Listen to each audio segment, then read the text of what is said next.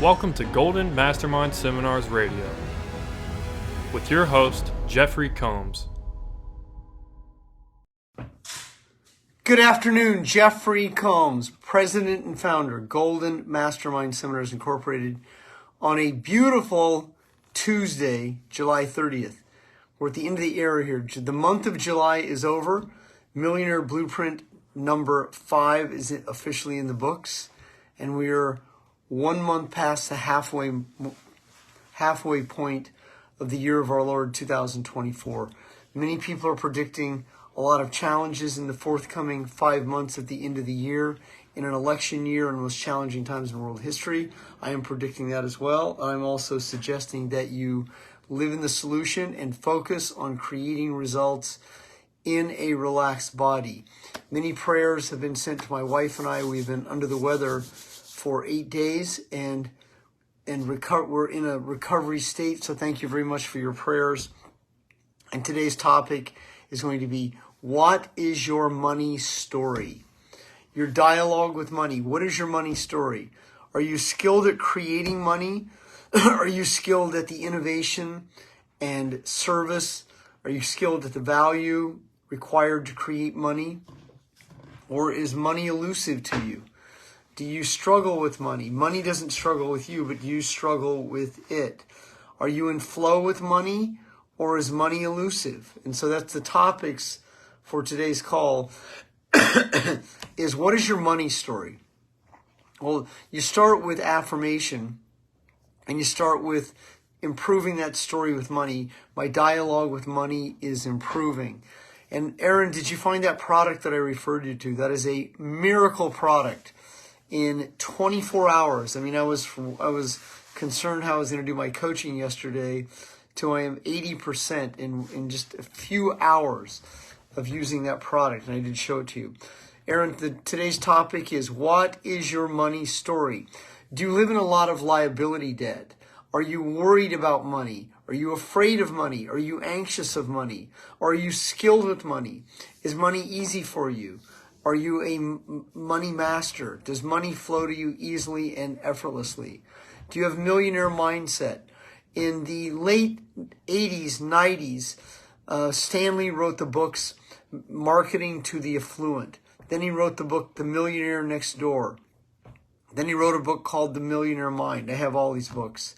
I have well over 100 books on the topics around money. And to really understand money is to understand your comfortability with or without it.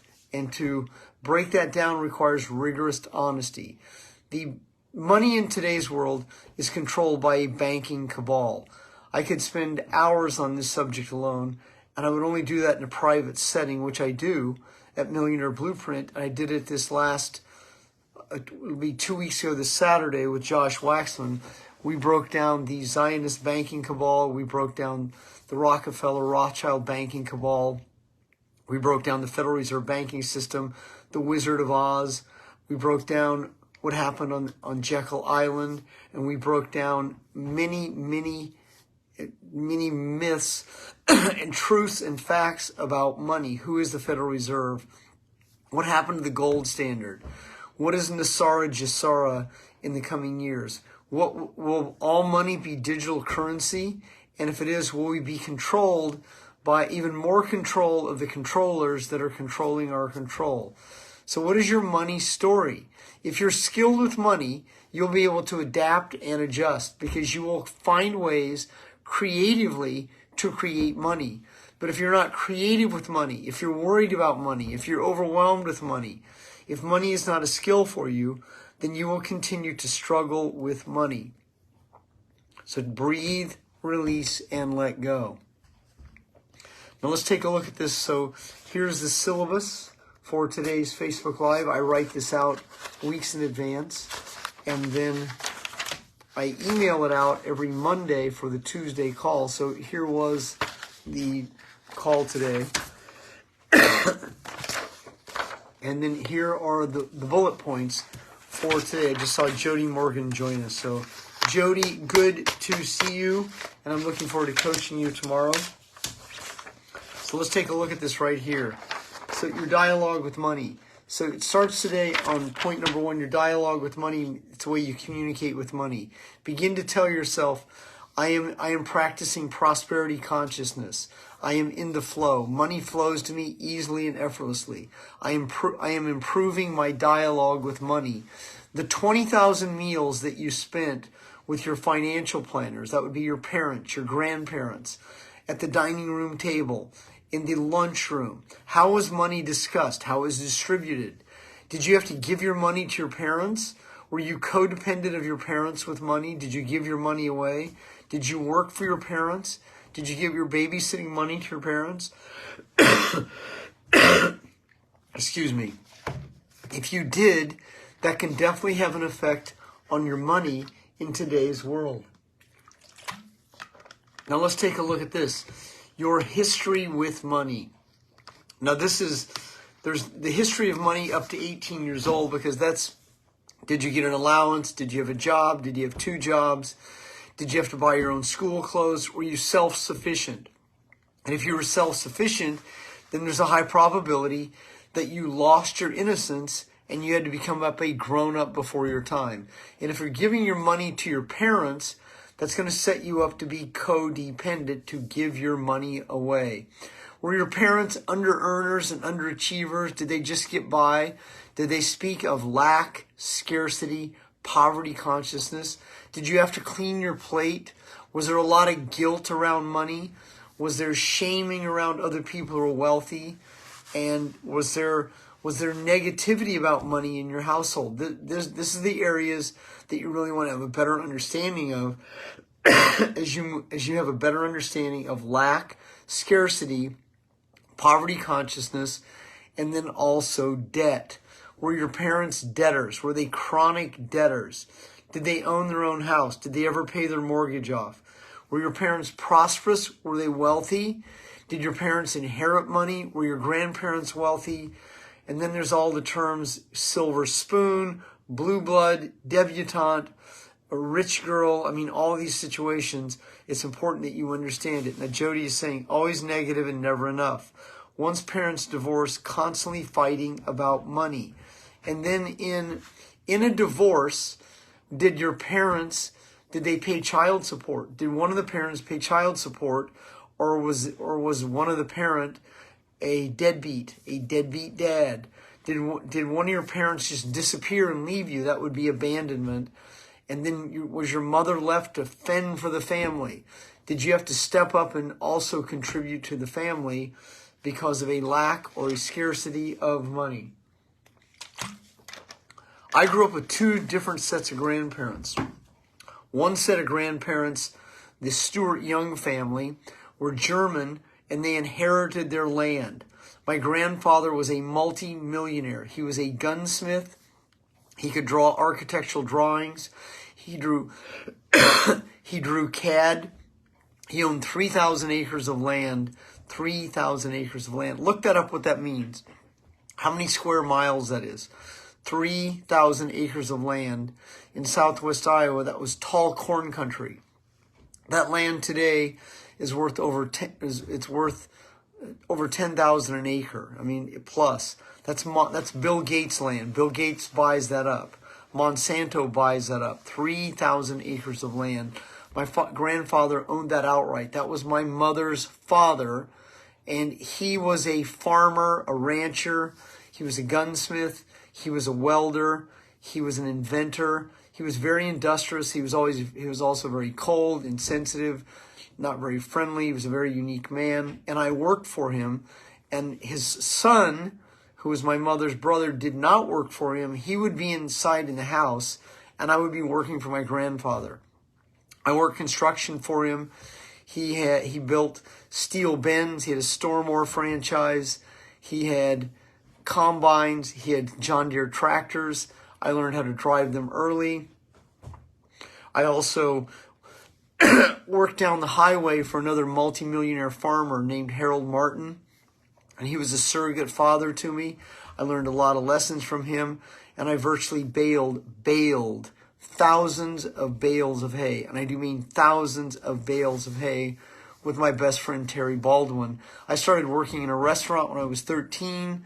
I bussed tables. I washed dishes. I eventually waited tables, bartended 18, 19. I put myself through college. I paid for all my own college on my own. I became self-sufficient very early in my life. I became dependent on myself, not my parents. My parents didn't pay for my college, and I paid for it myself. I took a loan. I went to junior college. I played junior college basketball. I became very self-sufficient. And early in my life, I determined that I was going to be a millionaire so that I could live a good life. Have you decided that? Have you determined that? Are you willing to pay the price to be that millionaire, And if that is so, congratulations. Because if you're willing to pay that price without knowing the cost, and you're willing to stay in that process long enough, and you master the skill sets, the emotions, the money skills, there's a high probability you will start to break through your dialogue with money. But if you're chronically broken, in lack, poverty consciousness, in scarcity, overwhelmed with money, in a lot of debt, have no assets, then your work is cut out for you. And you really have to have a better understanding of why you do what you do. How did you get there? How did you get to where you're 50 years old and have no assets? How did that happen? How did you get to where you have so much debt and don't understand how that happened? I mean, this is important that you understand this and that your dialogue with money is improving. If it's not, then you're going to just continue to tiptoe quietly through life, and you're going to arrive at your grave safely, paying the greatest pain, the pain of regret. So you have to find a way to relieve yourself from the debt cycle, paying interest on money that doesn't exist. It's not possible for many people to own a home in today's world. If you're in your 20s and your 30s, even if you're making $500,000 a year in a calendar year, and you want to go out and buy a home in Phoenix, Arizona, or you want to buy a home in any major metropolitan city, I mean, how are you going to finance that if you don't have good credit? And then if you're not well established in credit, the interest rate's in the 7% right now. And what is the house payment going to be on a $350,000 to a $600,000 home, that's not even a great home. That's a standard home. What is the monthly payment on that going to be? Well, it means that most people aren't going to be able to afford it. It's going to relegate you to renting. And even if you do buy, are you prepared for the upkeep that a home requires? The property tax, the roofs that collapse, the storms that happen, the breakdowns that happen, the leaks on the property. I mean, multitude of situations. I had to replace a $7,000 air conditioning unit on the ground floor of my property just 2 weeks ago. I mean, that's an unplanned expense that happens to homeowners. And then you factor property tax and all the other taxes that go with it. So these people who want to be real estate investors have no real idea what it really is required to be able to succeed in free enterprise as a real estate professional. I coach a few who are successful, and I've coached thousands who never make it. The same situation in free enterprise. I mean, it's definitely a business of the law of the few. Only a few people ever stay in the game long enough to master their emotions and master the skills to be able to master those skills and emotions to be able to be successful in free enterprise, where they can attract and or create what the free market will bear. Breathe, release, and let go. So right here is a key component of this right here. Asking, deserving, and receiving. It's important that you are skilled at asking the questions in a sequence. If you are not skilled at asking, you will have challenges closing sales. Closing sales is where the money is created. It's asking for the commitment. Or closing out the project. That's where the money is created. Finishing the project where payment is exchanged. And this is what you must be skilled at. Being able to finish, be a finisher, not a starter. That's what many people do, is they start a business, but they don't stay in it long enough. They don't learn the skill set. They don't learn the mindset. They don't learn the habits. And they're definitely not patient enough. They have shiny object syndrome. they don't pay their dues, and they quit before they ever arrive. It's a commonality. I've been an entrepreneur for 40 plus years. I've been a clean and sober 35 years, a success coach for 26 years. I've coached 15,000 clients, 150,000 hours, and it's definitely reserved for the law of the few. Make sure that you are one of them and you are skilled at asking questions in a sequence. You're able to qualify the buyer. You're able to ask for the order. You're able to ask for the commitment. You ask for the money. You ask, when are you ready to get started? When are you ready to purchase? Are you in a position to hire me today? You ask the questions that are required of your specific profession. And you're skilled at asking those questions. Asking and then deserving is receiving. You deserve to receive. But if you're uncomfortable with receiving because you don't deserve it, then you will contradict and or sabotage that relationship and that opportunity to be compensated because you are not good enough. It's a very common situation that many people sabotage themselves with in not being good enough. Let go of the anxiety about the outcome, let go of the story you tell yourself, and most importantly, let go of not being good enough so that you can receive the providence, what the Lord will provide. The providence, the harvest. Jim Rohn used to call it the law of the harvest, and that you're reaping what you've sowed, and so that's the law of the harvest. You deserve that. The providence, the Lord will provide, but you must do your effort, and that's to learn the skills, the habits, the mindset to be a successful entrepreneur, to be an exceptional business owner, to be able to create the outcome in free enterprise, to be able to attract and create what the free market will bear. And then the sixth point in today's bullet point of the syllabus here today is prosperity consciousness. Prosperity means prospero, or to flow. It means in the flow, to be in the flow, to be prosperous. Money is flowing to you. People are flowing to you. Opportunities are flowing to you. Parking spaces are available. Tickets show up on your doorstep. And you're in that flow zone, the hands-free zone. You're finding flow. And then to wrap it up here this afternoon, your dialogue with money is improving. What does that mean? It means that you become comfortable. You're much more comfortable with the opportunity to create the money that you deserve. You're comfortable in asking the questions. You're comfortable in taking on the debt. You're comfortable in paying off the debt. You're comfortable in understanding where you are rather than uncomfortable, rather than being in denial. You're in rigorous honesty of why you do what you do. That will be very liberating for you and will assist you to really move into prosperity consciousness. My name is Jeffery Combs, president and founder, Golden Mastermind Seminars Incorporated. It's great to be here with you on a 2-4 Tuesday. I'll be back here tonight at 9 p.m. Pacific. Breathe, release, and let go.